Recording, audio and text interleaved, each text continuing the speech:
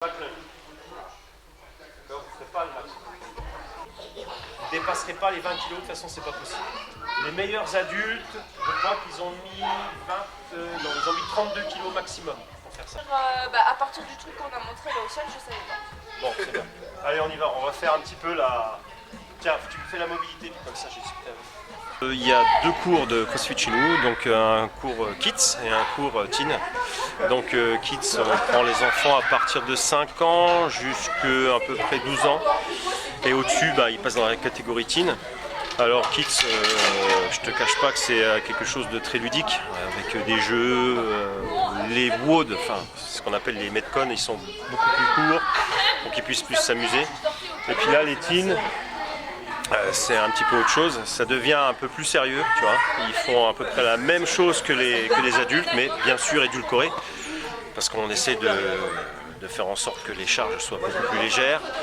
Et puis on fait très attention parce que là ils sont en pleine croissance, donc on fait hyper gaffe à ce niveau-là. Voilà, l'image du CrossFit, c'est pas que soulever des pneus, etc.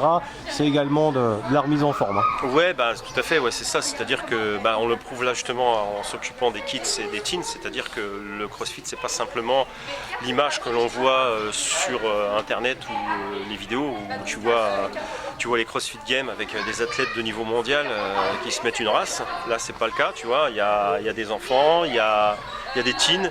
De plus en plus, dans nos cours à nous, on a des gens d'une certaine catégorie d'âge, un peu plus quadra, un peu plus quinca. Et maintenant, ça commence à vraiment se démocratiser à tous les niveaux, parce que l'avantage du CrossFit, comme je te dis, c'est que c'est vraiment quelque chose de très ludique et de très très très varié. Tu viens un jour, tu viens le lendemain, c'est plus du tout la même chose. Donc c'est ça qui est bien. Bon, les jeunes sont réceptifs, alors il y a de plus en plus d'adhérents. Ouais, les jeunes, surtout les enfants, on a beaucoup plus d'enfants.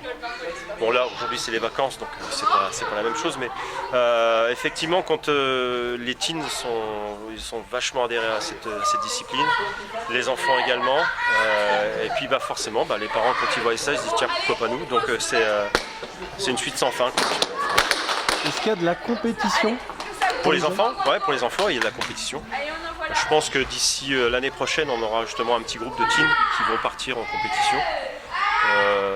J'en vois bien 4 ou 5 qui vont faire ça. Donc là, c'est toujours pareil, hein, c'est toujours sous contrôle et puis ça va le faire d'ici l'année prochaine. Ça se passe comment? Il y a un championnat?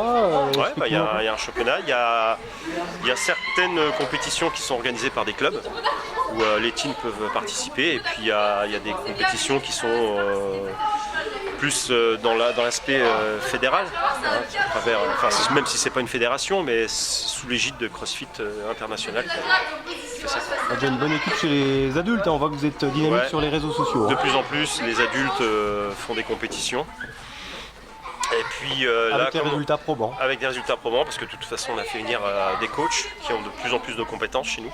De Nancy notamment. De Nancy, on a un coach qui venait du Canada, qui est venu chez nous. Donc qui ont enseigné de plus en plus la discipline haltérophilie, gymnique, et ce qui fait que nos adhérents ont de plus en plus de compétences et quand ils vont en compétition, ça match tout de suite. Donc ces profs-là, ils ont un diplôme 3e degré, c'est ça? 2e, 3e degré?